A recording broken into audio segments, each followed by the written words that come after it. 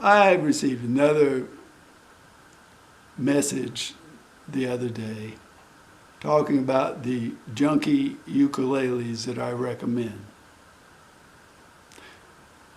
I've about decided that the people who talk like that have not learned how to play the ukulele.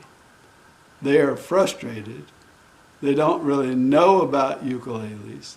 They may have bought 4 or 5 of these junky ukuleles, as they call them, and they haven't learned how to play. That is the only explanation I can figure why anybody would talk like that. I have been looking at ukuleles. I own expensive ukuleles. I own Kala's, Lanikai's, Oscar Schmidt's. I know the difference between those ukuleles, caramels, Aklots, and Kmises. I know the difference. And as far as play goes, there is very little difference. As far as sound goes, there is very little difference. As far as price goes, there is a big difference. I bought this ukulele for $39, and a similar one with a name brand would have probably cost me $400 or $500. Maybe more than that. This is all solid acacia, gloss. Look up the price of a Pono, or even a Kala if they make it. Now, I guess they do. You're talking over $500 or around that, I do believe, for a gloss. $39, and it plays as good and sounds as good as those, I think. Now, why would you buy these? Well, one good reason is because you can buy 3, 4, 5 of these instead of just one of those. And with ukuleles, you'll find that you're not going to be satisfied with just one concert ukulele or one tenor ukulele. You're going to want more.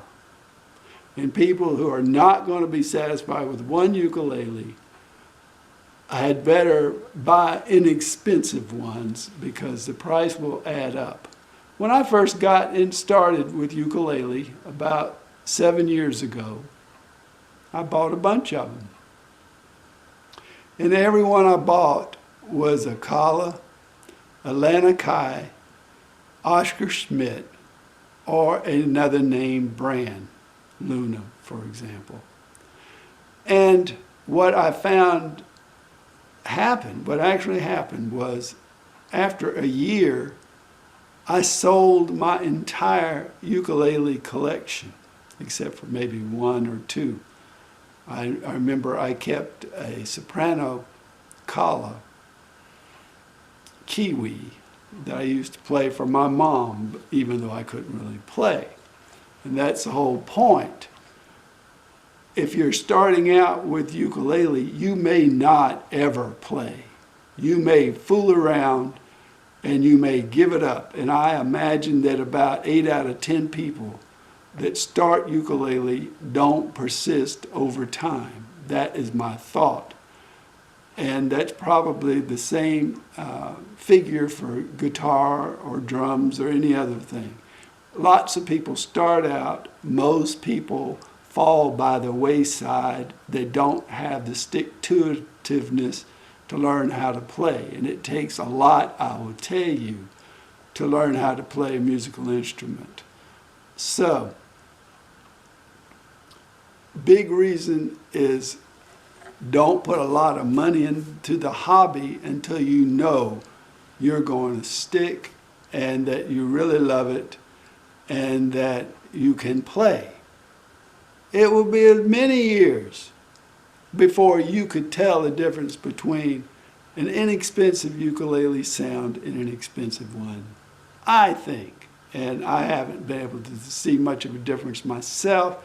And the prime joy I have playing ukulele is to sing and do the things that you have to do on the ukulele. It requires certain skills, and that's what gives you the excitement.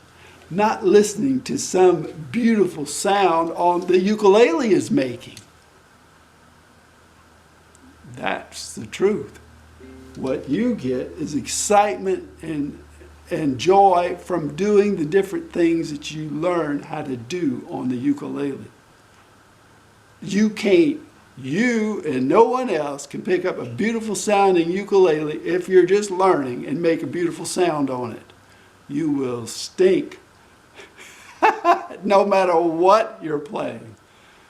And nobody will be able to tell the difference for years in what you are playing.